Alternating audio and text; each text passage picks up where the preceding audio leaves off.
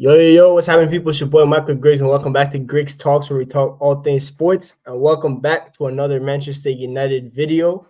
As you can see, I'm not by myself today. Usually, lately, we've been doing the solos, but I figured we had some big news the last couple of days. So I'm like, I can't just discuss about myself. I got to bring some people to discuss it with me. Maybe opposing viewpoints, maybe similar viewpoints. We'll see. But yeah, before I introduce my guest, obviously, I got to big up Saeed, who's rating us right now, my boy, JC and Tim Allister.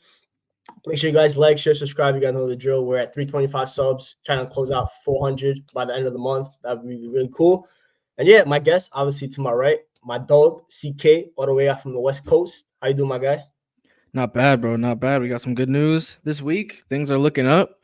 Everyone that's in the chat, make sure you guys subscribe to the channel. Please let's support Greg's Pay Your Rent, like the video. This guy's a great channel. Talks about all sorts of sports, engaging stuff. So make sure to subscribe and get this. Let's get this guy to 1K, bro. Take Greg's Talks to the moon. Big up, Saeed. Big up. And obviously, my boy Staffy. I'm the lieutenant on his channel. Soon we're gonna get him. We might have to reciprocate that lieutenant on my channel soon too. How you doing, my guy?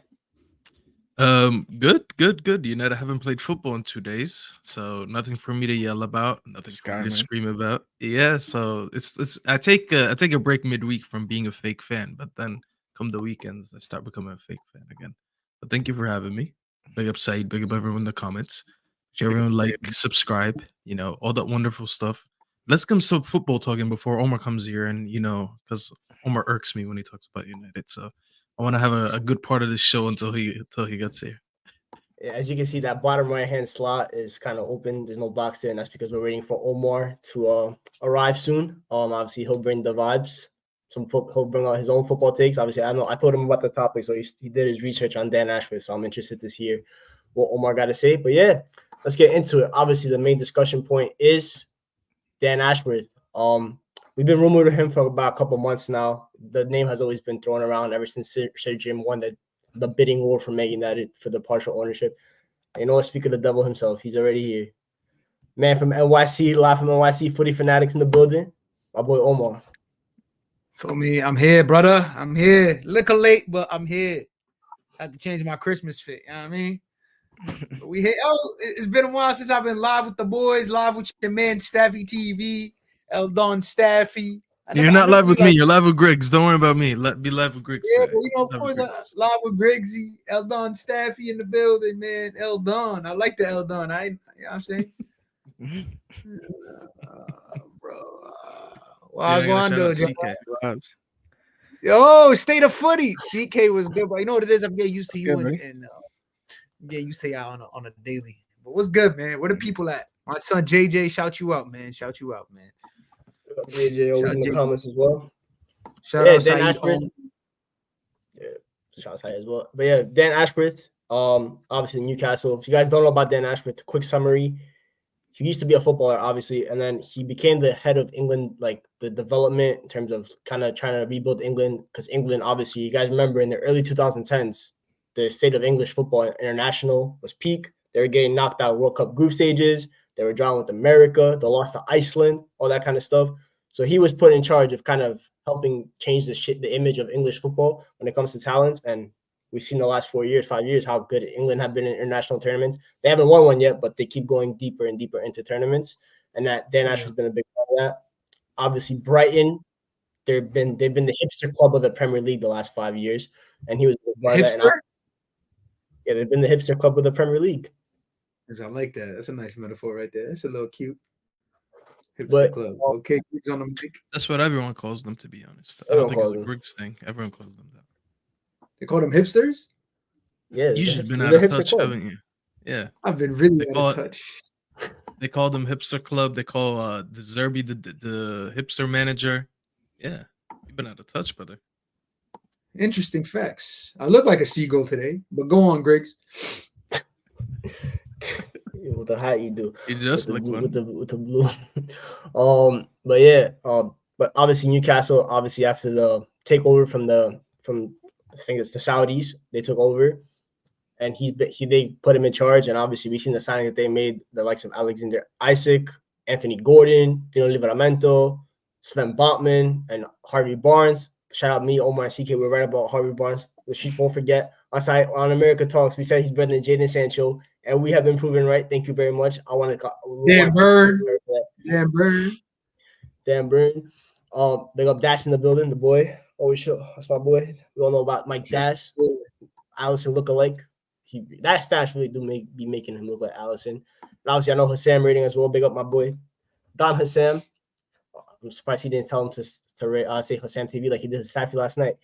Because he's obsessed. Appreciate it. But yeah, I'll start with CK. CK, obviously, I know you've been like kind of reading up on Dan Ashworth and all that kind of stuff. What are your initial thoughts of what Dan Ashworth could bring to Man United? Yeah, you provided a great summary there.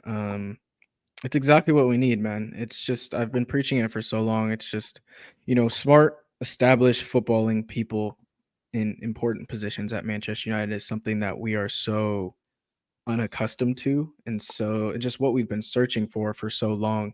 And he's proven himself to be a serious footballing person across almost a decade now, a little bit more than a decade. I think he started at the English FA in 2012, and just going from the English FA, as you said, to Brighton and then Newcastle. You mentioned some of the names, but he's also signed, say what you want about Moises Caicedo, but signed him, McAllister, Tariq Lamptey, Matoma, all these guys that we see as mainstays in the Premier League now.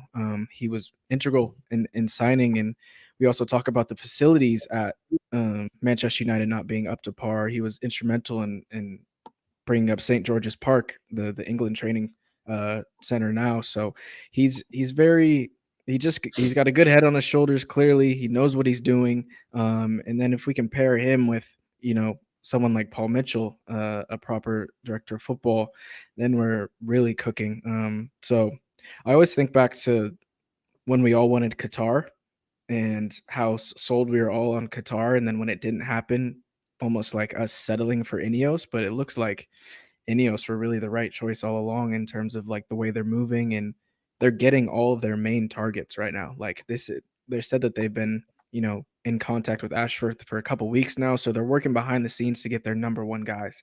And the fact that, smart people want to be joining this project is also a good sign. It's exciting times ahead. I think this summer transfer window might be a movie. I'll go to Omar next. Omar, I told you about the topic. Omar, I told you about the topic about like 5-6 hours ago. So I gave you the time to prepare the research. I hope you did your research. 6 hours ago. No, yeah, I think we all covered the most important, we trimmed the fat off the steak, right? Meaning is like we're focusing on the source of things, and the source of things is let's really give Ineos the credit of working on a rebuild properly, and where they're starting from with the rebuild.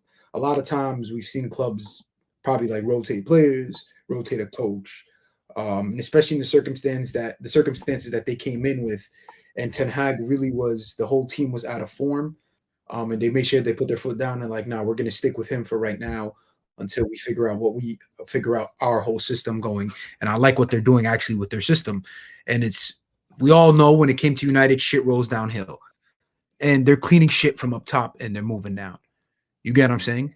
So obviously with Ashworth's resume, you could tell he's clearly knowledgeable enough in running a club and being a sport director of club. So we started with Omar, and then now we're at Dan Ashworth. And then obviously we've seen the stuff he did, and it's from West Brom days all the way up to Newcastle at the moment.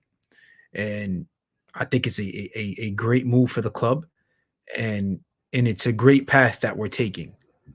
It's not like we're just cleaning shit to clean shit, and we're like, no, we're actually cleaning stuff from the sources. We're actually trying to plug in the holes that we're facing. Well said. Staffy, obviously, with Dan Ashworth, it looks like we're going down the English route. Kind of, we all know where Sir Jim said, right? He wanted to kind of prioritize English within the club, kind of revitalize the English culture at Man United. And Dan Ashworth is obviously English. I talked about what he did for the English FA and all that kind of stuff.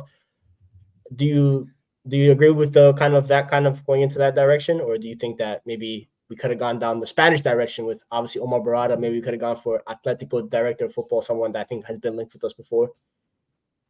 No, I actually agree with the English approach because I think I've said this not too long ago when we first got rumored to him. There's this. How do I even say this? There's a political thing between Premier League fans where they say they don't want a lot of UK this, a lot of UK that, and I'm like, bro, not everything is Brexit. You get what I'm saying? Like they have this fear that any Englishman comes in and he turns it into breakfast, Brexit. Breakfast is crazy. That boy Because I hungry. was really weird. Yeah, no, I actually just ate Brexit. I was looking at the word. But listen, this Brexit approach, as much as people like to mock it, I actually think is what we need. Because I think Griggs also on my channel not too long ago, you mentioned something about the core of the English players that we have compared to other top 6 teams, and I agreed with you. We don't have a good English core. Like our English core sucks, bro. This is probably the worst English core that we've had in how many years? We used to have a lot of players that make it to the national team. We actually used to have a lot of players that get dubbed from the national team and be like, wow, how's Carrick not going to the team? How's this player not going to the team? Now, when you look at it, Maguire goes to the team, and there's always questions about that. Rashford doesn't really start for the national team. Obviously, Sancho hasn't started for a minute in the national team. When you look at our team, who really from our English core do we rate? We don't have the likes of Rice. We don't have the likes of Trent. We don't have, bro. It's been a minute since we had a decent English core. And when I say English, actually, I should make it more of a British core because I'm not gonna just limit it to England players, Welsh players, and them and the rest of these players. Bro, we haven't had a decent UK core for a while, and we used to have a lot of them. This is the part where I try to leave the show because I just said it's not good enough, and then you say Scott McTominay. It's actually the reason why I don't think it's good enough. You know, where's the Garnacho shirt behind you? No more. Is it McTominay now? Like, did you order McTominay? I cleaned up. That was cleaning up the crib. So like at the moment, I was running on a time limit. By the time I pull the stuff out, the show's gonna end. You know what I'm saying? So you're gonna put a McTominay one soon. It's a decent point though that you raised, Staffy, though, because when you look at the English generation now, it's like the second coming of the quote unquote golden generation of the early 2000s. With how many do we have? Lampard, Scholes, John Terry, like all those guys that were supposed to win everything and didn't win anything. Beckham, Owen, all these players, all those guys. And we have Rashford and Luke Shaw, quality players. Don't get me wrong, but in the mix of a British golden generation right now, I think it is smart to recruit domestically and try to build from within instead of going to an Eredivisie or a La Liga or where we've kind of been shopping in the past. And I think we've seen that with the links that we've had. Straight when Ineos came in, or even before they came in, reports were coming out that we want to recruit domestically, we want to recruit British talent, and with the Elise links, British guy, with the what's the center back? Branthwaite. And then Kobe Mainu as well that we have at home. I think we can all say that he's going to be a mainstay in the English team going forward. So I think it is definitely smart to try to build from within here, and try to recruit domestically, if not like British, at least from the Premier League, because I think we've seen with a lot of our links or people that we brought in the past just not being able to adjust to the league, whether it be like Anthony, Sancho, so Premier League proven players, I think is a good way to go as well. Yeah, bro. Even the manager, bro. The manager came overseas and he struggled to adapt. He's actually still struggling to adapt. Yeah. So we can't be having, like, I get it. People like that Spanish connection, that South American connection, all that stuff. All that is nice. Don't get me wrong. We used to have that. But our core was always the best players in England, or some of the best players in England. How many years did we have of Rooney? How many years did we have of Scholes? How many years did we have of Rio? How many years did we have of Neville? How many years did we have of Carrick? We need to go back to that, bro. We need to have a solid English core, and then we build on it. Because we don't play in the Dutch league. We don't play in La Liga. We don't play in Serie A. We don't play in Ligue 1. So all these players, as much as we like to see these outside of England players that look flashy and nice and like, oh, bring me this baller and bring me that ball. You know what someone told me yesterday? One of the most idiotic things.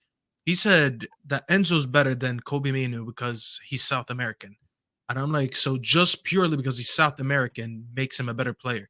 And he was like, oh, when's the last time a English player, I think he said something about him winning the Champions League. And then I just looked up real quick. I knew that I was like somewhere there right with it, but I was looking the Golden Boy Award. I was like, let me see when's the last time a South American won the Golden Boy Award. And I get it's kind of harder for them because most of them are overseas anyways, and their leagues are much more poorer than leagues in Europe, so they don't really get recognized like that, like unless you're a Neymar or whatever. Did you know the last Golden Boy was in 2009, and it was Pato. That's how long it's been. There hasn't been a South American since. So I'm like, bro, Neymar you gotta actually. Golden Boy. Neymar definitely had one. He definitely had one. I say Neymar. It has to be. I mean, that's just a generational talent. That's kind of different than just. Yeah, I mean, Neymar is not. Yeah, like what you're trying to like a consistent production. Oh, I mean, the Golden Boy. By the way, the Golden Boy can only be given to a player that's playing in Europe. Yeah.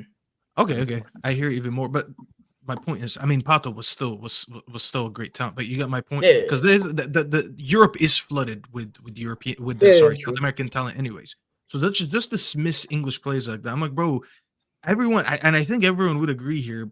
Possibly England are a manager away from winning the World Cup.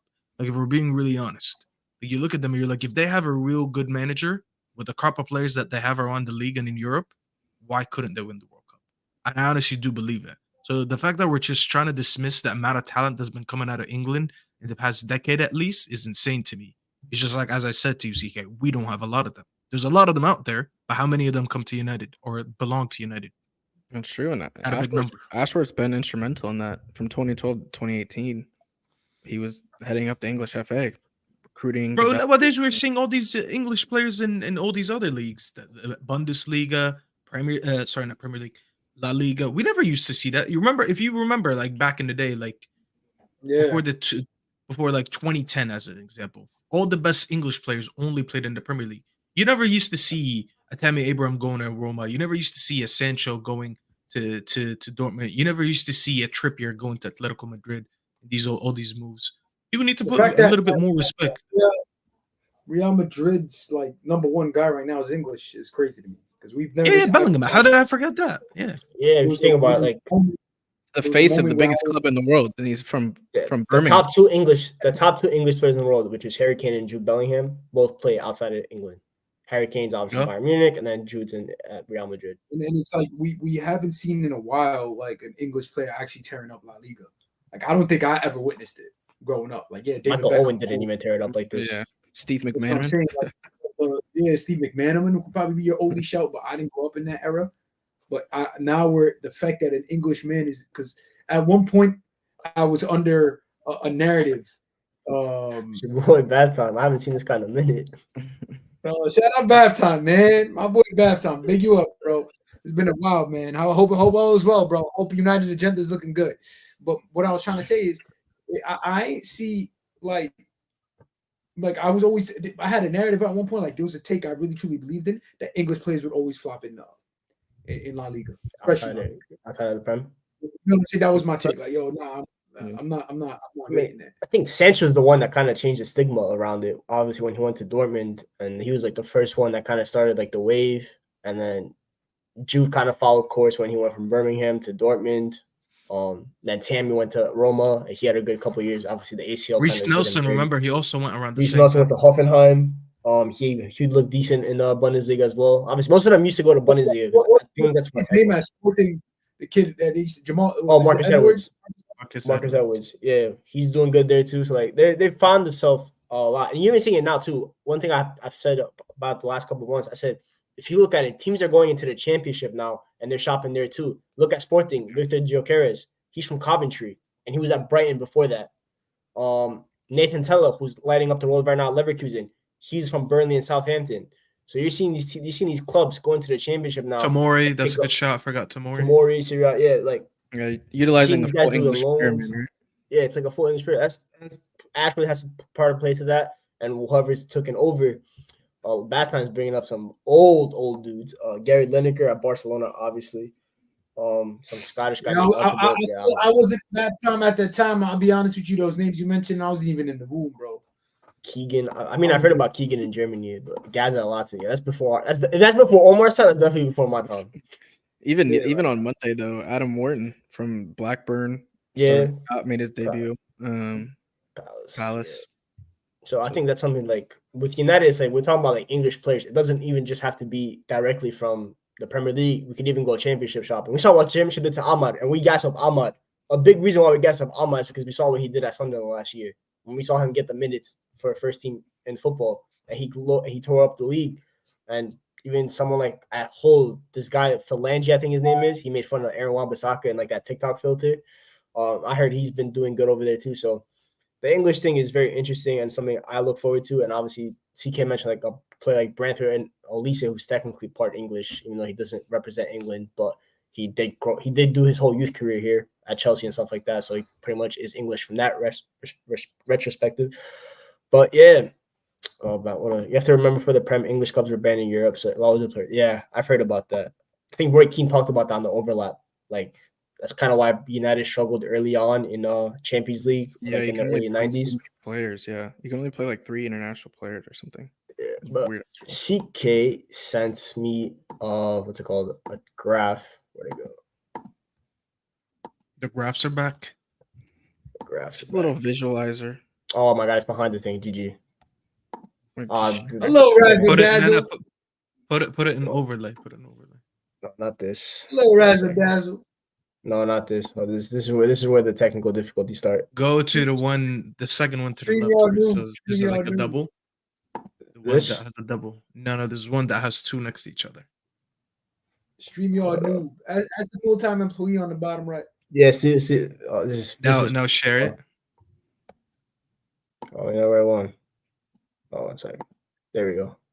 There you go. It's not even here. It's not popping up. There it is. Popping up now? There you go. Yeah. So that's we have Razzle Dazzle. So CK sent us from Stafford Trends. Make sure you guys follow them on Twitter. They if you need any data when it comes to Man United, they're the creme de la creme of that on Twitter right now in terms of providing all the statistical analysis. Creme de la creme. Yeah. But yeah, so obviously this could be potentially the updated football and church at Man United. So obviously Sir Jim Ratcliffe as the owner and the leader of the sporting project of Man United. Then you have the board, Sir Dave Brailsford, Jean-Claude Blanc, Omar Barada, whom Omar mentioned, the new CEO of Man United. Then underneath you have Dan Ashworth, who we will most likely sign according to reports. Paul Mitchell, who has probably been the favorite for head of recruitment, but apparently he kind of wants to take time off with his family. Yo, there's time to be a family man later in life, bro. Right now, you gotta come save your boyhood club. You gotta come save us, bro. We got work to do. Then you could go be the family man, right? And obviously Eric Ten Hag, as of right now, manager. So I don't have an old picture of the old chart of whatever Man United football structure is. No one wants to see that because they'll just bring depression to us. But look at these names and then compare it to names like Joe Glazer, John Murtaugh, Richard Arnold, Ed Woodward. The fact that Ratcliffe has been able to do this in such a short span of time, and technically the deal just got ratified today in terms of approval by the FA, shows how much Man United have been starving in terms of leadership and direction and just any kind of proper footballing structure. So question is like, what are your like early initial thoughts on Sir Jim and have like in terms of what he's done so far? Who wants to go first? Open floor. Whoever wants to go first. Listen, I think we all know that the change in personnel that's happened in this chart that you showed me. It's a huge upgrade because all the names that you just named before what we had over here, it was mainly people that were known for like finances and operations. No one really was known for like any sports operations / football / any of that. So we always felt like we were just purely being ran as a business.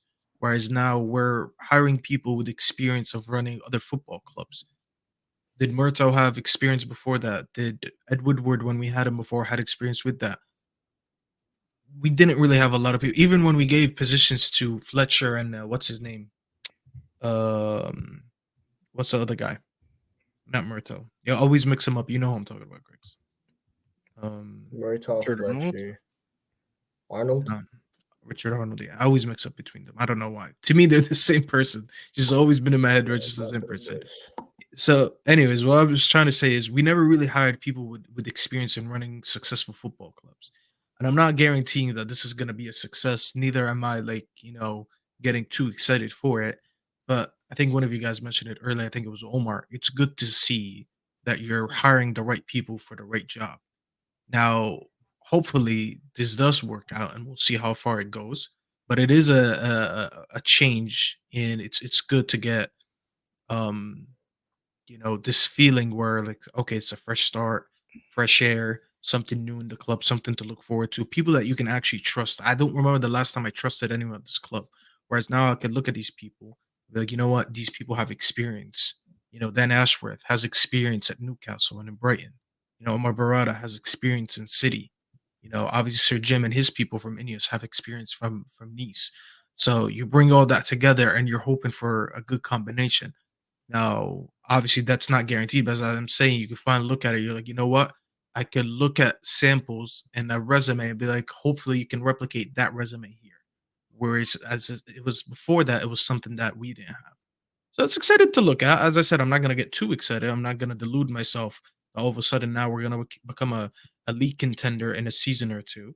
But it's good to see change. And hopefully, the change, now that we went to the top, it reflects all the way to the bottom, because eventually you will see it reflect in terms of recruitment with players, managers, even staff members. How many years have we been talking about, oh, like, look how poor our medical team is, look how poor this team is and that team is. All that eventually will reflect. But listen, we started with the structure that everyone said for years, United's never going to be good until you get rid of the structure. Now the structure has changed, so hopefully we can see the change go all the way down, to, I don't know, all the way down to the actual team and the players and all that stuff. Yeah, I think Omar made a really good point about starting from the top. Like for so long, Ayo, by the way, for so long, but for so long we've been trying to like, oh, it's the players, right? It's Di Maria, it's Depay, it's Alexis Sanchez, it's Paul Pogba, Sancho. it's Bruno, it's Rashford, it's Sancho, but that's not really gonna solve much, right? Because the problem is that those guys were even brought in the first place and played under managers that didn't fit their philosophy, and certain people are trying to recruit things for their idea, but it doesn't fit the manager's idea, but it doesn't fit the Glazers' idea, and it's too much of a mismatch, right? But everything in this tree that we're looking at seems very like uniform and unified, and everyone's on the same page.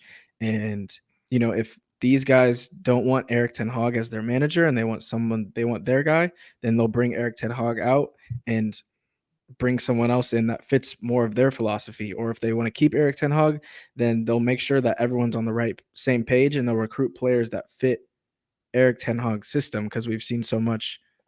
Like the tactics of Eric Ten Hag aren't terrible with preferred personnel, but as soon as he doesn't have that preferred personnel, it's clipped. So we need to have profiles in the team that fit regardless of if you have your first team or not. And what we're looking at right now is just a recruitment and just these are people that have obviously done it before. When you look at Sir Dave Brailsford, Ratcliffe, and Blanc at Nice, Omar Barada, obviously with the City Group, and then Ashworth with the English FA, Brighton, Newcastle. Like these are proven people. So it's definitely, I think it's looking very, very, very up. I don't want to get too excited too quickly, but from things, it looks like the Dan Ashworth deal could be completed as quickly as next week. So yeah, according to the Daily Mail. Apparently, it's like there's been different reports of like fees that we'd have to pay compensation. I've seen as little as 6 mil. I've seen as high as like 12 mil, kind of like in that range. Obviously, Newcastle sources are quoting higher figures. They probably want to look like a big club and that they're not getting bullied. Sorry to cut it for you, but you're getting bullied. We're coming into your crib and we're taking away your DOF. It's as simple as that. We did it with City, with Omar Barada. We're doing it to them too. Apparently, we're looking at Julian Ward. the former Liverpool guy that replaced Michael Edwards. I'm good off that. I'm not gonna lie. Not someone I'm looking for that head of recruitment. Yeah, I don't know about that. Who'd he sign? Darwin, McAllister. No, I don't think he was there for Darwin. I think that was more Klopp. Like it's kind of like, yeah, he was like kind of in that range, like 19 to 21. Like Thiago, I think they signed. Konate, which was a good signing to be fair. Luis Diaz, meh. Like Jota, I think as well. It's like Carvalho. Luis Diaz is definitely a meh. Man, Luis Diaz is not a meh. Stop it. He's a meh. But when Mups was on when Muppeteers was on our Sheffer Trends podcast, he said that United, if we had a chance to get Ashworth, then he had heard that United would pay whatever it takes. So I don't think money will be a huge issue in terms of that. There you go. So we got those. What's it called? Indians are putting up. It's put up or shut up, really. That's the saying, and they're putting up, to be fair. With them, they've lived up to every promise that they made us so far in terms of that. And yeah, my thoughts on this, what's it called? This graph, in a sense, is like, you just look at all these guys. Sergey Brailsford, obviously, in everything that he's done in sport, he succeeded, whether it's the cycling team, when he took over Ineos, Mercedes, what they did with their work over there with like Lewis Hamilton and stuff like that. They succeeded. Jean-Claude Blanc, he's the one that got PSG, the Jordan deal. I would love that for us as well. That'd be cool. Just tripped out in Jordans for Man United kit. That'd be fire. He helped build Juve, like the new stadium. We need a new stadium. That's obviously been one of the big talking points with under Sir Jim. The recently is like, what do United do with the Old Trafford? Do they tear it down or do they kind of modernize it? He'll be a big influential piece in that. Omar Barada, obviously we did a whole video on him and stuff like that. We talk about what he did for Man City and what he could do for Man United, and Dan Ashworth and all that kind of stuff. Are you worried that Brailsford's track record is in individual sports and not team? If it was just by himself, then yeah, you could be worried. But the fact that he has other people around him that he's working with that are worked in team sports, like a Jean-Claude Blanc that's worked at PSG and Juventus and helped kind of reshape them into the clubs that they are today, makes me a little less worried in terms of what he could do. But it's a good concern to raise. But so we've also done it together, right? He's been with Ineos, with Jean-Claude Blanc, with Sir Jim for a few years now, and working with them at Nice. So they kind of know. Obviously, Manchester United is a whole different beast, but they kind of know like the chemistry within each other in terms of how they want to build a club. Yeah, but obviously that's the first part of the tub. But the second part of the tub is what signing should be prioritized. And obviously, we're still in February, right? So the summer can I interrupt you really quick? Sorry. Yeah, go ahead. There's 103 people right now, and we're on 32 likes. So Omar, take it away, man. Omar, go ahead. Heartbreak. Now I'm gonna let Staffy violate. Staffy does this on a daily. Staffy, hit them with the Rico, bro. Bro, it's like, how many times do I need to tell you the same thing? You know, it's like, you know when I sit here and I complain about Ten Hag when he does the same tactics and he doesn't change it. It's like me telling you, bro, you're here. You're watching. You know what's crazy, Omar? No, listen. You know what's crazy? They're watching the content. It means I like it. Like, if I didn't like, you know what I'm doing? I'm turning that shit off. I'm leaving. But they like it. But they just won't hit the like button. I just don't know. Like, are they battling themselves? Battling Griggs? Only 3 people interacting in the comments? That's crazy to me. Y'all a bunch of dweebs. Subscribe so you can comment. It's not that hard. Just hit the subscribe button and then comment. It's crazy, man. It is what it is. I almost said it perfect. I do with this every day. Come on, guys. Hit the like button. Subscribe if you're new. Get Griggs. Shout out Listen, to really Griggs. Bro, Griggs is not even on 500 yet, bro. Hold on, Omar. He's not even on 500 yet, and there's 100 plus people sitting right now. If all of them subscribe, he's literally going to be touching 500. So just subscribe, guys. Like the video and interact. We're talking about a lot of stuff over here. I'm sure it's not only Bat Time and JJ that really have opinions on what's going on right now. Yeah, we're gonna get to a topic that's more interactive in terms of like we're talking about more players. Obviously, it's February, so we're still part of the season, but it's never too early to talk about transfers because one thing that we've all said on different platforms, we said that United need to get into the business of doing pre-agreements with other teams, trying to secure transfers early, kind of like the way that City do, the way they wrapped up Holland in like April, right? One player in particular that I want to do this with is Jared Branthwaite. I've watched lyrical enough about him, so you guys have heard my opinion about him about 100 million times. So I'm gonna let someone else take the floor on Jared Branthwaite, whether it's Omar, whether it's Staffy, whether it's CK, whoever wants to talk about Branthwaite first. But do you guys view him as your ideal center back target for Man United? Because we all know Man United needs center backs this summer. Maguire's probably out the door. Victor Lindelof is hopefully out the door. We pray about that. Johnny Evans might be out the door. Leach is the only center back that you can really confirm is staying next year because Varane's contract is obviously up. So, whoever wants to take it, what is your ideal center back target? Is it Jared Branthwaite? And comments obviously interact. Who you guys think is your ideal center back target? First of all, can I violate that comment United right there? I just want to violate him. Go ahead. I'll let you do it. Because I don't get what was so funny about that. He put a laughing face at the end. I didn't see any source of entertainment in that comment. So that was a dry one, my brother. I think you need to give it up, my boy. You know what I'm saying? And come back next time. Come back next time, and hopefully you'll get a good joke out of that. But anyways, yeah. Brathwaite, right? Honestly, you know the truth. Brathwaite hype, bro. I'm not falling for it. One season at Everton. The bottom of the league. Granted, if they didn't have that point deduction, yes, cool, sure. But I'm not gonna bite. That gives me, you know what he gives me? He gives me Will Keane vibes. You know what I'm saying? He gives me Will Keane vibes when Will Keane had the super height at Everton. Michael Keane. Michael Keane is his brother. Will Keane is the brother, right? Whatever. Will Michael Keane vibes. He gives whatever. The brother. Yeah, no, Robbie Keane was a striker. Robbie Keane was a striker. Yeah. And who was Michael Keane? I know. There was two brothers. There was center back, and Michael Keane was the center back. I mean, Will Keane. I don't know. You could, but I know. I'm like 95% sure Will Keane is the guy that negotiated the deal for us about a couple of years ago. Anyways, go ahead. Why do you get Michael those Keane, vibes? the center back? Why do you get those vibes? I'm just not convinced yet. No, not just because they play for the same club. It just like what a coincidence that the stories align. Yes, but it's not about because they play for the same clubs. And I got to big up Sean Dyche for the work he's doing down there, and obviously I trust what's his name? I trust Sean Dyche talent, but I'm just not convinced yet, bro. Like I need something like now, like okay, like who was it that we were linked with? Son from was it from Nice? Todibo. Todibo. I think Todibo is more of like, okay, he's groomed. It's been a couple seasons where he's been doing this for us. Well, that's more of a Varane, though, Omar. So Braithwaite is more of the coverage on the left because we don't have that. See how every time Lissandro's out, we always go back to the same questions. Who plays left center back? We put Shaw left center back. Exactly. So eventually you do have to buy one regardless.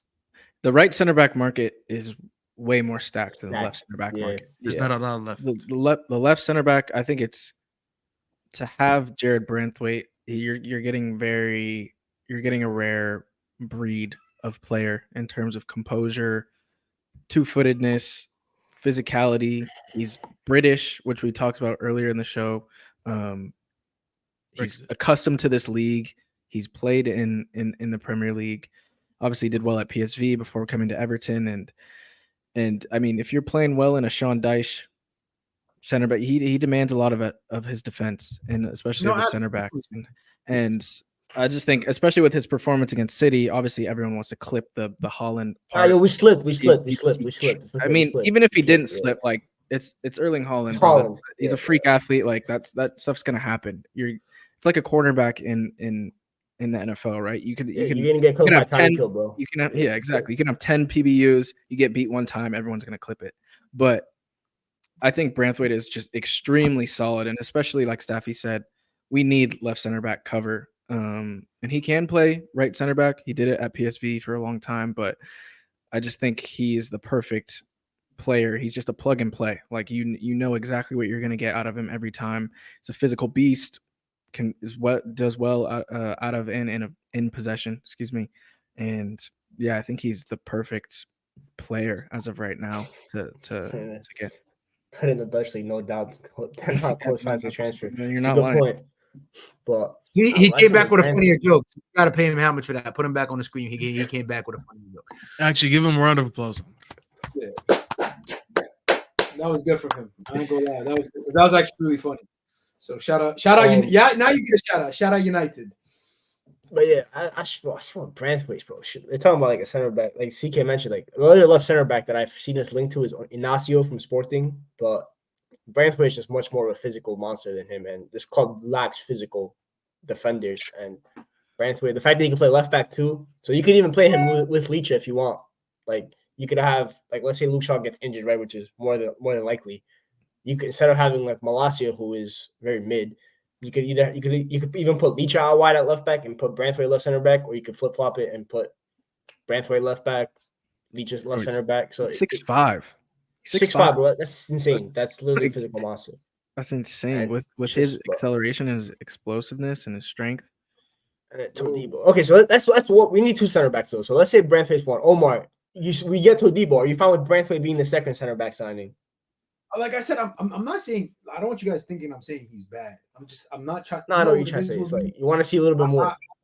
Any player we get linked with, I'm the first to bite for the hype. Then I'm sitting here watching their comms and like, wow, I can't wait to see him in the United shirt. Oh my God, we're gonna win the league when he comes in. That's on me though. So I'm just traumatized more of my own self actions per se. But is he a great player? Absolutely. He is a great player. But I'm just at a point, even Todibo, like it's for me, it's more of a team that clicks together. But is the route we're taking with the upcoming youngins, and let's say with the new board, if we're not splashing a whole bag on them, if that makes more sense, I'd absolutely take that route. Because if he God forbid ends up being a flop, but hey, you ain't spent no 85 million on a defender to wait to get like 4 or 5 seasons for him to become good. You get me? Yeah, you want players with immediate impact. Yeah, I want players with like this is it. And it's fair amount of money spent, and you get they want to fight for the jersey. You get what I'm saying? It's like, oh, they want to play for it, and they're here to make them. They're here to grow, and they're here with the club to grow. So, and we all mentioned that earlier. Obviously, with the likes of Depay, Alexis Sanchez, it was always about the day. You know what I mean? It was always about who dropped the best bag, who paid the most, and it was a battle of the bags. I don't think we'll see marquee. I don't think we'll get marquee big splash sign like Casemiro. It would have to be like a game changer. Yeah, it would have to be someone. What do you think about Diomande though?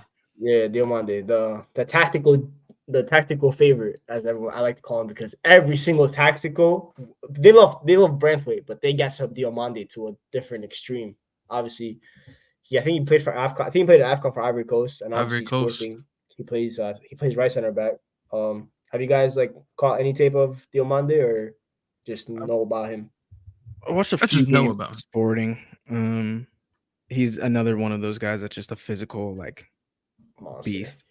And then he'd be a perfect replacement for Varane. His on the ball qualities are top as well. His ball playing is really, really good. Looks really comfortable. I mean, he plays in a back 3 right now, which is kind of why everyone has. I mean, I guess his doubters have doubts about him because obviously it's you have a little bit more coverage in a back 3. Everybody, a glorified everybody.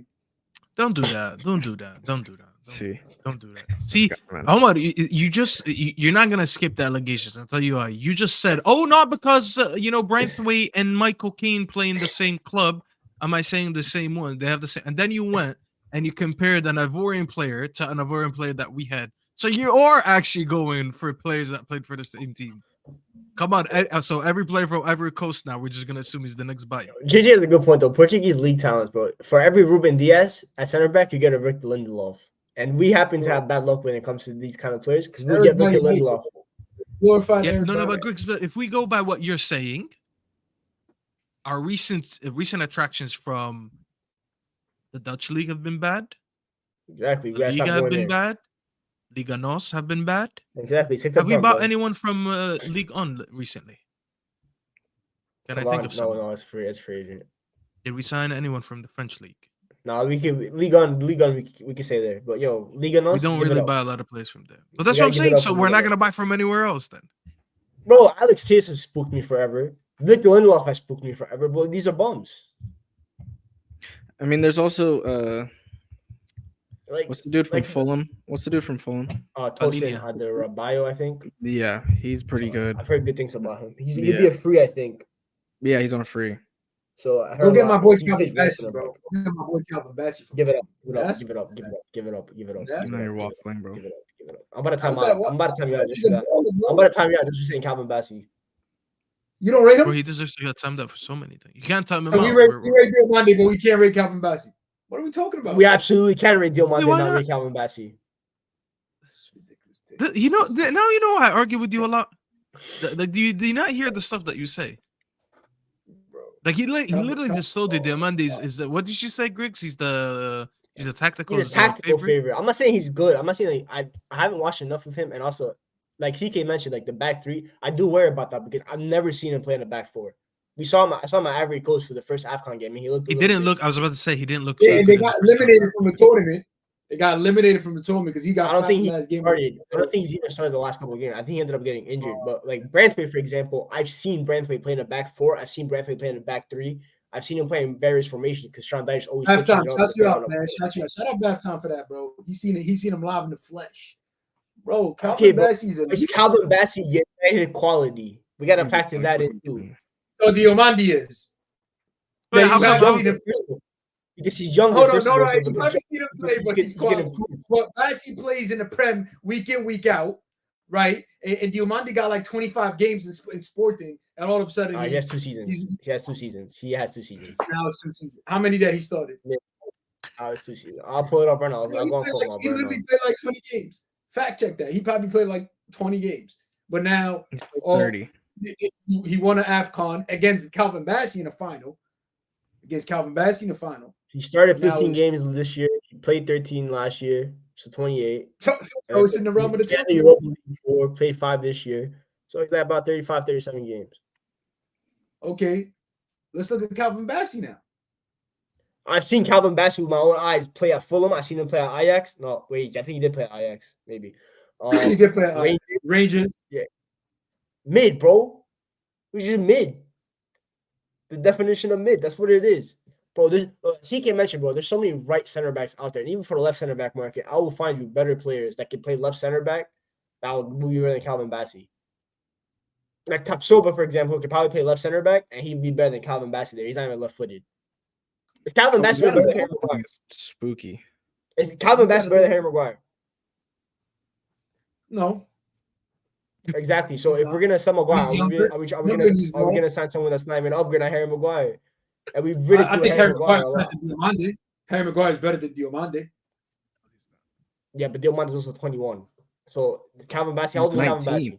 He's 19. He's 19, bro. He looks like he's 25. That's the thing. We gotta take the passport. Like he's 26 or something. Calvin but it's always 24. a lot of African players do look much older than their age. Bro, they told me Coco was 16, but they do look 30. Bro, remember that player that was a teenager a few years ago? He played for Dortmund or something. He had the oldest face ever. I need to remember what his name was. So, anyways, yeah, he does look old. But Omar, he is 19. Him absolutely, bad time. No disrespect, bro. Monster Anthony, bro. Omar can lock up Anthony. Staffy can lock up Omar. Can lock up Anthony in a 1v1 duel. CK can definitely lock up Omar as well. Yeah. Staffy can lock up. CK can lock up Anthony in a 1v1 duel. I can lock up Anthony in a 1v1 duel. It's not really impressive. Do I remember Freddie Adu? I've heard his name. Obviously, I wasn't in the States. Freddie Adu, like crazy. Hype happened. That was before I moved here, but.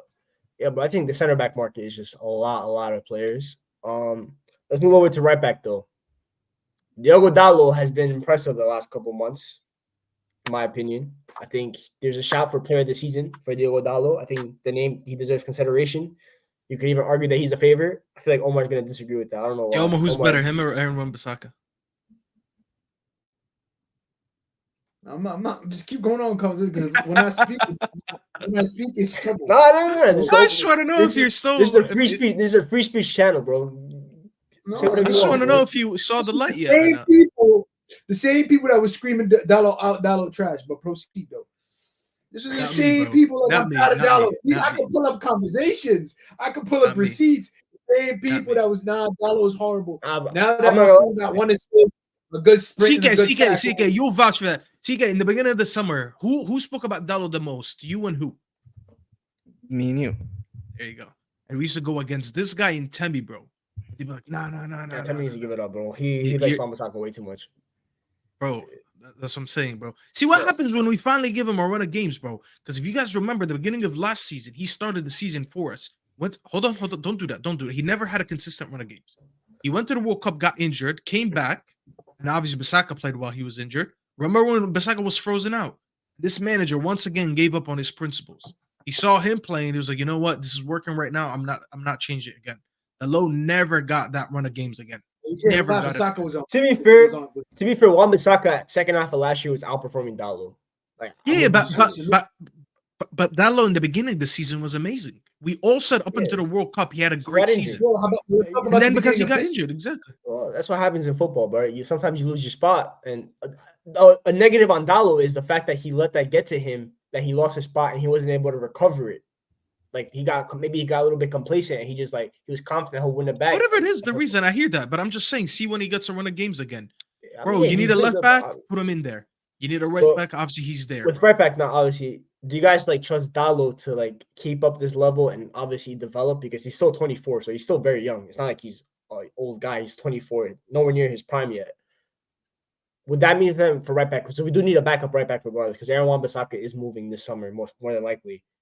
Do you guys think that do you want a more established right back, or would you mind signing a younger right back? Let's say an Alexander Ba from Benfica or Thiago Santos from Milan, just a younger right back. I would sign a younger one. I'm not gonna act like I know the right back market. Maybe I'll let CK speak about that because he seems like he knows a couple names. But listen, everyone saw what's his name for Leverkusen, Frimpong, and everyone now was going crazy. Everyone was like, "Oh, Frimpong." Nice, he's short. Now, I know you never really wanted him because I know you know the difference between playing in the Premier League and playing in that system in Leverkusen. He's going to be much more attacking.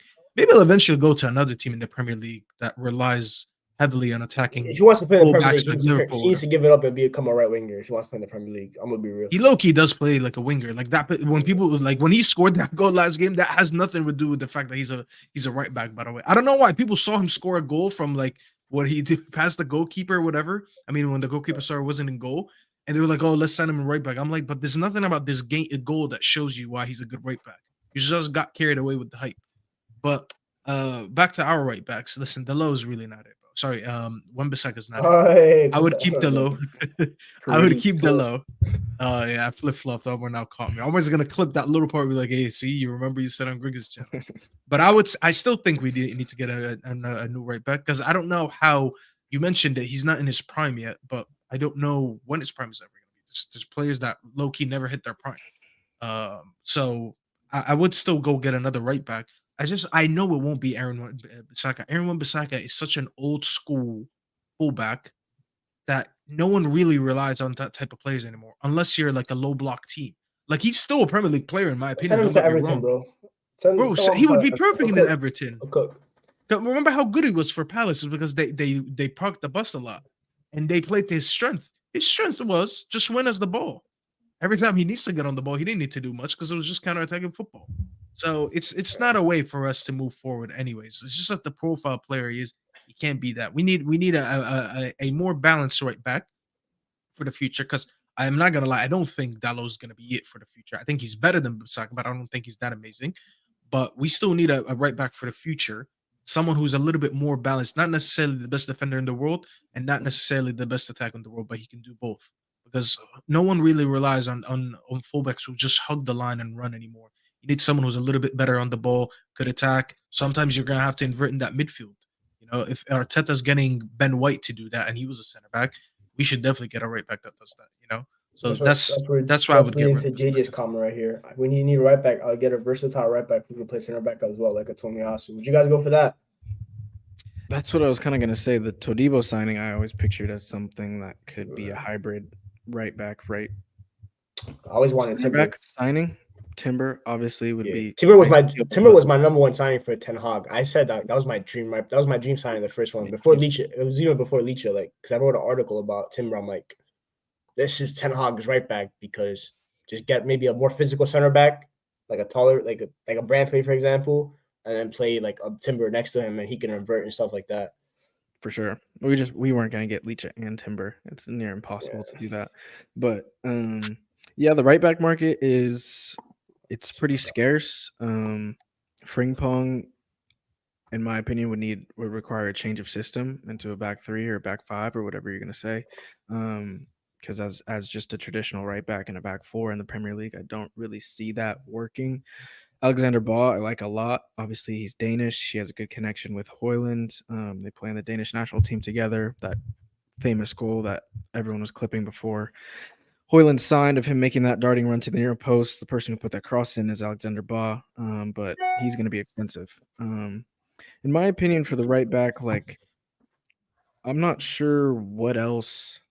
Like, the way Dalot is playing right now, if it can be sustained, that's one question. But if it can, I'm not sure. Apart from like final third, really mastery, which I think he's getting better at. We've seen that in the past, few weeks. He offers us everything that we need right now. He's not a poor defender by any means.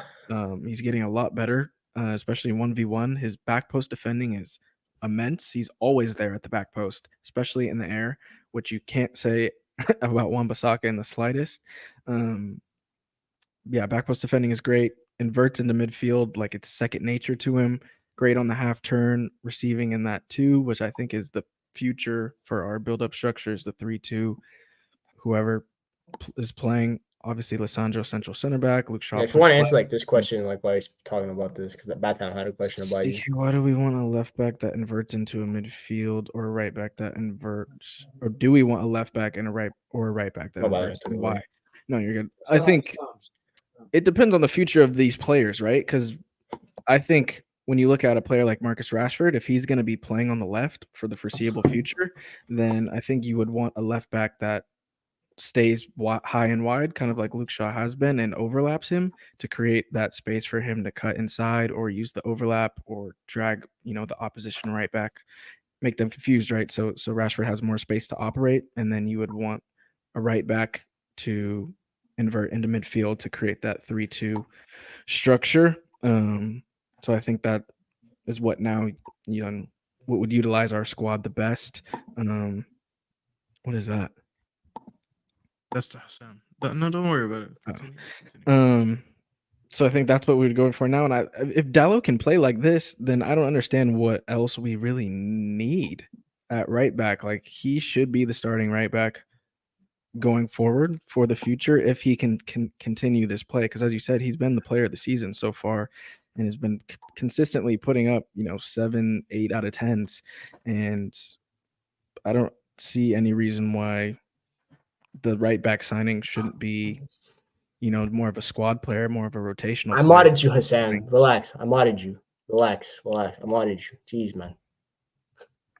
Go, my bad, CK. No, you're good. No, I was done. I was just saying, I think if we are going to sign a right back, it needs to be, in my opinion, it should be someone that's a rotational piece, not someone. Because if Dalot plays like this for the whole season, then you're going to bring someone in to replace him. Like, that doesn't really seem. It just seems like a waste of funds, to be honest. Omar, midfield. What would you address in the midfield right now? The 6 or the 10? Gallagher in the 10. No, don't give him ideas. Don't give him ideas. Don't give him ideas. Bro, don't put that past him. We talking Oski language. Can you put the last comment from Hussein? There we go. Yeah. Let's get to 500. We're at 3. I think we're like at 345, something like that. Hey, we get like 20 today.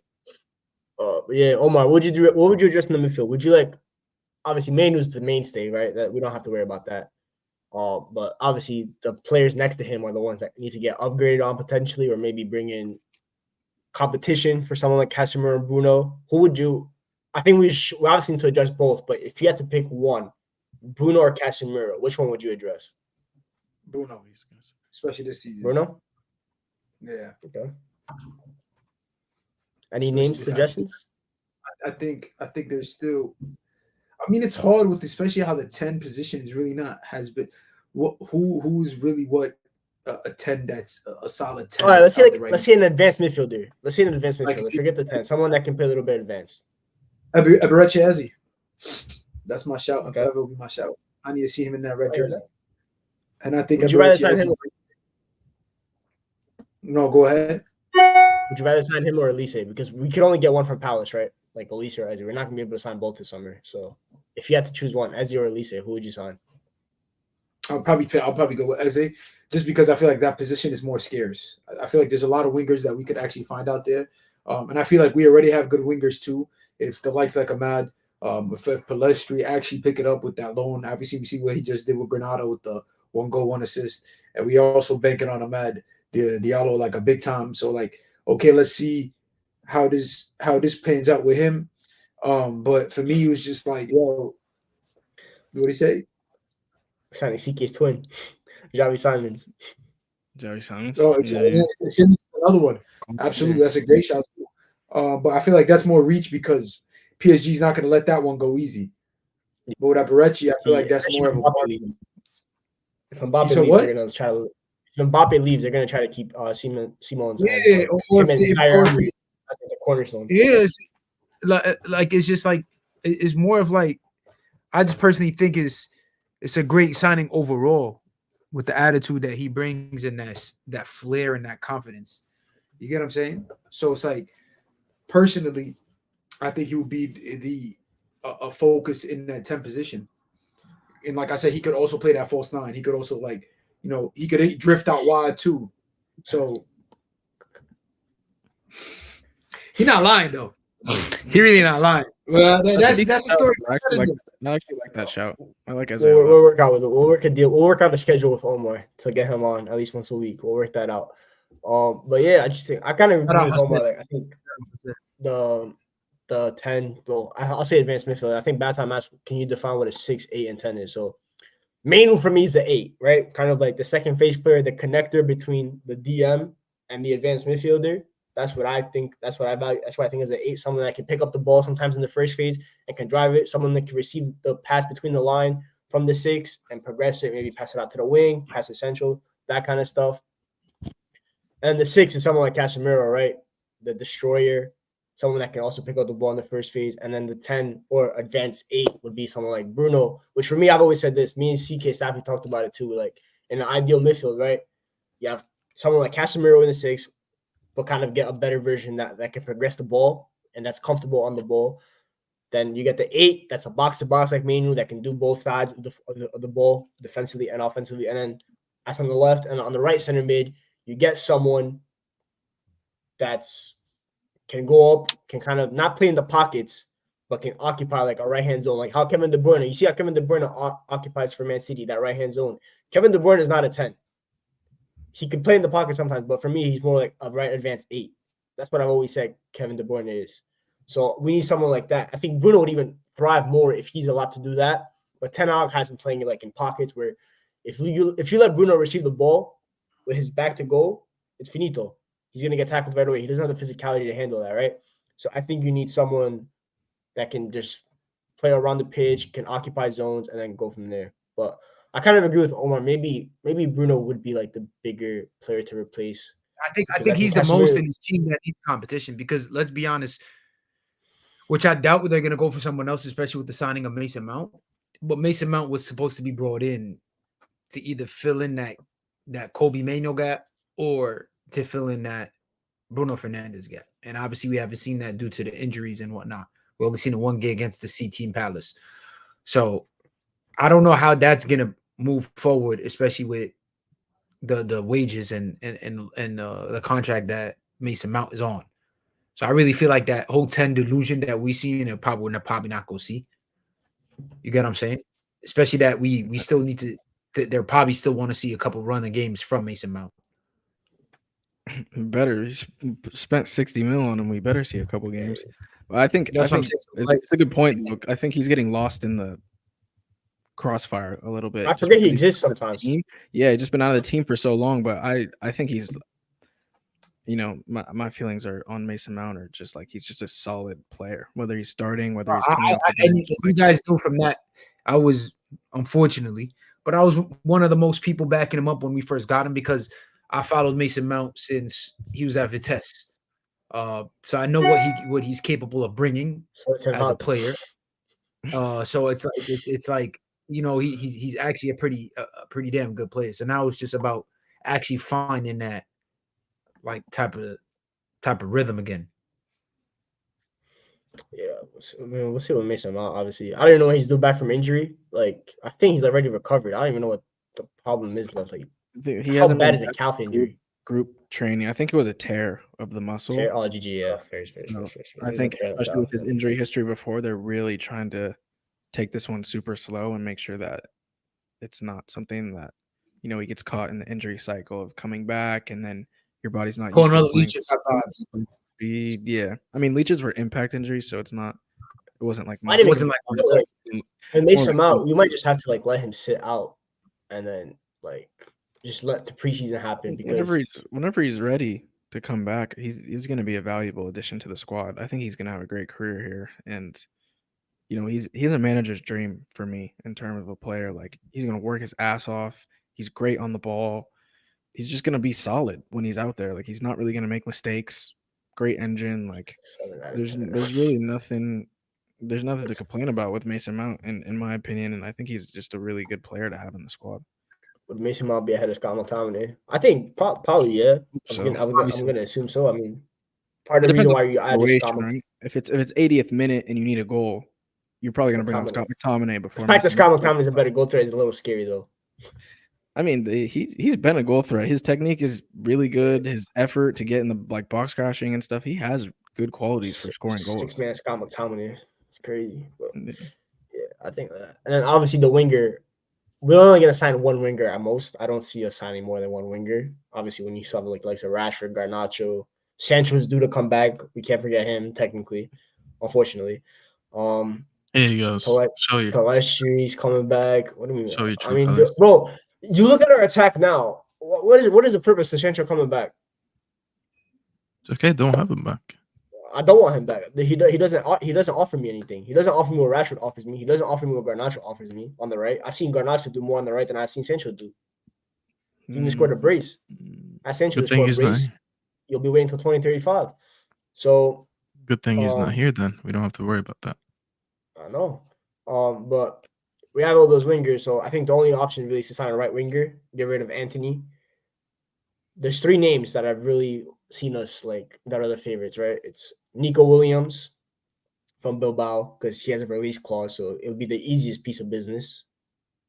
You have Olise, who is apparently the club favorite, and Ineos really want him, but he's injury prone, really injury prone, and obviously Roy Hodgson has run him into the ground, and he has I think a hamstring tear now. And then obviously the third name is Pedro Neto, who apparently came out today that Wolves need to sell this summer because of FFP. So you have 3 names. Neto and Olise are obviously injury prone, so we got to group them together.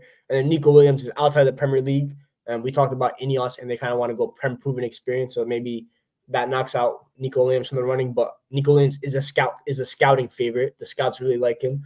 So who would you guys go out of the 3? Nico, Pedro Neto, and Olise? I would stay away from Olise because of his injuries, because of his price tag. Rate him as a player. I don't think we need to spend on him. What was the other options? Neto and who? I'm sorry. Nico Williams, Neto, and Olise. Nico Williams. It would be between Nico Williams and Neto for me. If you need more ready now players, I would go for Neto because of his experience. He is a little bit more injury prone, but I think he's going to be much cheaper. But if you just want to ultimately go for the future, which I will understand, it is Nico Williams. I would go between one of them 2. I'm staying away from Olise. Olise is going to be the most expensive, and I don't think he's going to be a hit at United because he's going to come in with high expectations like we did with all the other players that we signed. Or most recently, it was Sancho when we signed him from Dortmund, and I ultimately don't see how he thrives in this. Bro, he's going to pick up like the first 2-3 injuries in the season. People are already going to go crazy because of it. I don't want him, bro. I don't want him. I think he's a good player, but I don't want him. He's actually not that injury prone. It's just this year where he's been horribly mismanaged, in my opinion. I think someone like Pedro Neto is far more injury prone than Olise, especially because Pedro Neto, his play style is very explosive and transition based, and you're gonna have a lot more muscular injuries and be at risk for a lot more muscular injuries when you're playing like that. Olise's game is more quick when he's going by players. It's quick twitch stuff and very short sprints, not relying on transition and long-term sprints where you pick up a lot of muscular injuries. His game is a lot more controlled and I guess you could say slower, not as dynamic. And so I think a player like Olise under the right management, and if he's not just getting rushed back from injuries and playing, I think he came back from a hamstring injury, played like 690s, got injured, went out for a second, and then came back when he wasn't even ready, played 11 minutes, and then his hamstring was finito. So it's just OD a manager. OD. So it's just a matter of managing players and not rushing them back. Obviously, Crystal Palace are in a situation where Roy Hodgson needs wins and stuff. So Olise was the I guess the victim of that. But when you look at injuries, I would be more concerned about Neto, in my opinion, than Olise, even though I love Pedro Neto. Omar, who would you pick out of the three? It's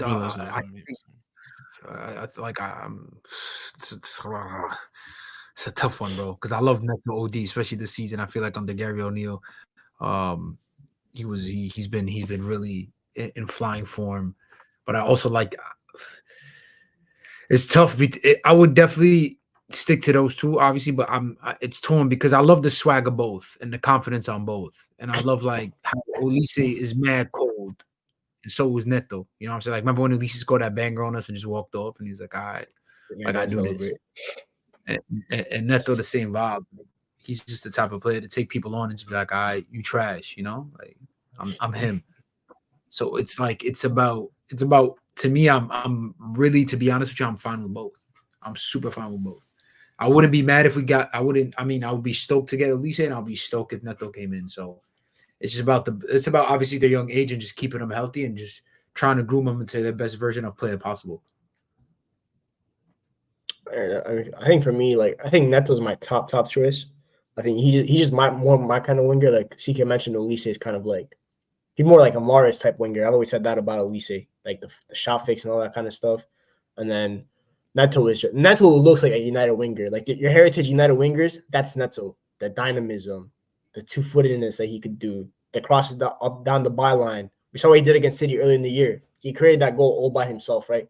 Just ran, left Ake for dust. And Ake was one of the best defenders in the world last year, if you really think about it, for Man City. So that's the ability that Neto has. And I think he'd be a little cheaper because obviously we talked about Wolves having FFP problems. So you go that. But there's people that have like the concerns that maybe he's too similar to Højlund and Rashford.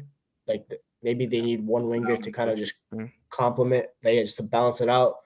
Because Olise is more of like CK mentioned, just kind of more of like keep the ball, keep it ticking, short passes, 1-2s, that kind of stuff.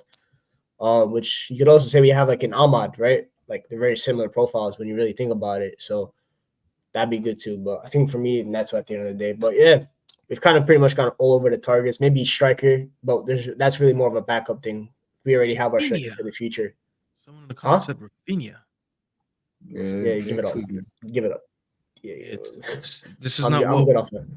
It's not what 2022 anymore. Yeah, was that when he was good? No more Brazilian wingers. No more Brazilian wingers. That's eternal PTSD.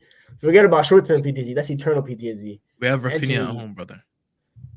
Nah, respect Rafinha. Let's not go that far. All right, Rafinha is better, but you know what I mean in terms of the Brazilian. But yeah, we pretty much got all over. Like I said, striker. We have our striker for the future. Now it's just kind of get a backup to kind of relieve some of the pressure off of Højlund, not have him start every game. Just get like a striker that can play him with the cups and stuff like that. But yeah, you guys have anything else to say, or we're good? I'm straight. Good. Make sure you guys like the video and stuff. Yeah, I don't know how many likes we're at, but I hope we're at like 40 at least. 40? You should be on 50. 42. 42. We're at 40 at least. Well, you know what we usually say? If you're watching on the replay, leave a like on the video. I'm watching it. Yeah. So if you're watching us on the replay, make sure you leave a like on the video. Make sure this video is at least at 50. And if you're watching on the replay, we're already at 50. There's no ceiling. This is not Ten Hag's career. You can actually exceed as much as you want here. So this for Ten Hag every single time, bro. Bro, it's either that or I diss Omar. You want me to diss Omar? You want me to diss Ten Hag or Omar? Because I could diss Omar. I'm surprised, Omar, when we got to wingers, you didn't mention a winger from Turkey. Trezzy gave my goat, man. Trezzy gave my goat. Trezzy gave my goat, man. Whatever, man. Just took the team to the next round in the cup over there. Shout out Trezzy, man. Best baller in this AFCON. GG, man. GG Nuri. Bad time said GG lads. Enjoy the rest of your day. But in terms of what's coming up, obviously we had an NBA video yesterday. Make sure you guys go check that out. I kind of listed all the teams and what kind of tier they fall into. Maybe a little bias in there with the Knicks. Maybe just a smidge. When you saved the Knicks to last, I was like, he's such a fraud. He did all the teams that left Knicks for last. Of course, save the best for last. The main event. That's how you do it. CK, he put you guys in pretenders, by the way. I just thought I'd let you know. That's exactly what I think. He's looking at it, put him in playing. Looking at it, put him in playing. But yeah, make sure you guys check that out. And obviously Sunday, United play again.